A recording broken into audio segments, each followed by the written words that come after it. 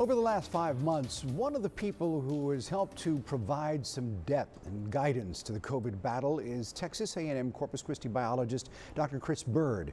As a member of the local COVID task force, he has, as you might imagine, be extra careful to guard against becoming infected himself. And yet recently, he did test positive for the coronavirus. Our Joe Gazin talks with Dr. Bird tonight, one-on-one.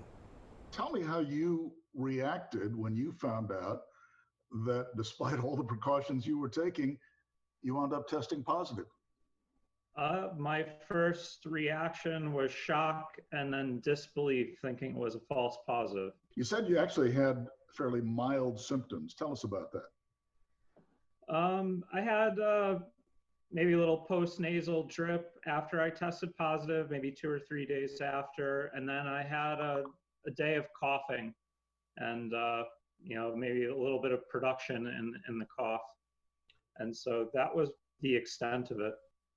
I don't know how I contracted it. I don't go out in public.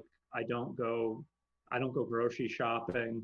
And I suppose this is really a lesson for all of us, and particularly anyone who thinks that because they're doing everything that has been suggested, including wearing masks and washing regularly and so forth, that you can't get it. Yeah, I mean, it's I guess it's impossible to ensure that you don't get it. The one thing that I would say is like a lot of my family and friends were kind of half joking, well, if you get it, then we're all going to get it eventually. And I didn't want that to turn into the idea in the public that you might as well not do anything because, well, I would have gotten it a whole lot sooner, apparently, if I hadn't been doing all those things and was able to delay it that long. And, so less people are getting it because of that, because of the precautions that we take. Now, clearly in Nueces County, we are on the good side of things. We are trending downward. We are, in fact, statewide, the numbers have gone down considerably. So would you go as far as to say that we have this under control at this point? I don't think it's under control. We're getting it under control. I mean, it depends on what you define that as. I think as long as we keep doing what we're doing, then it looks like we're going to be able to, go down to zero. But human behavior and my experience dictates that we won't get all the way there before people want to change what we're doing. Yeah, interesting you bring that up because, of course, we have Labor Day weekend coming up here. The beaches are open. No doubt we will have people visiting from out of state.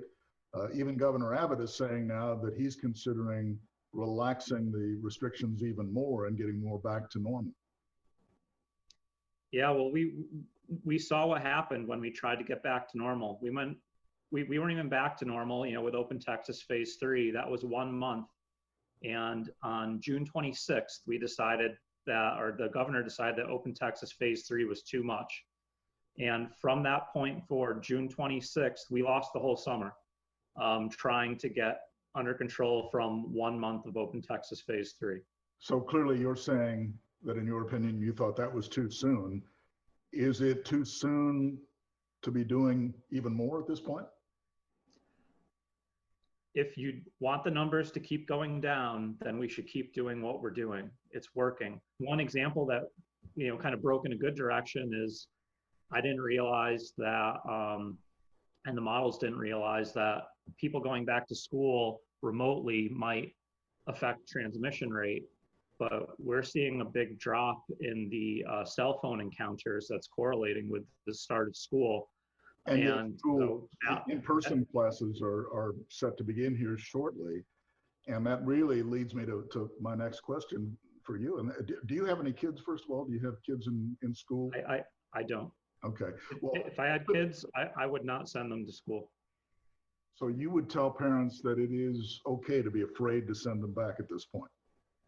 I don't think it's the thing about being afraid. It's the thing about being cautious. And if we put students back in schools and are unable to regulate the density of the students, as we're seeing in other parts of the country, then it can lead to increases in COVID. And while there's a low probability that our children in the coastal bend are going to experience really negative effects of it, COVID doesn't stay with the children, they can transmit it to the adults and to their grandparents and to their families. So that would be my concern with opening schools for face-to-face. And there has to be a lot of thought and planning put into making sure that the schools don't turn into a breeding ground for COVID. Are you ready to go back to relative unknown status in this community once this is all over? Yeah, I'm a reluctant public figure here. I would prefer to be unknown. I don't seek attention.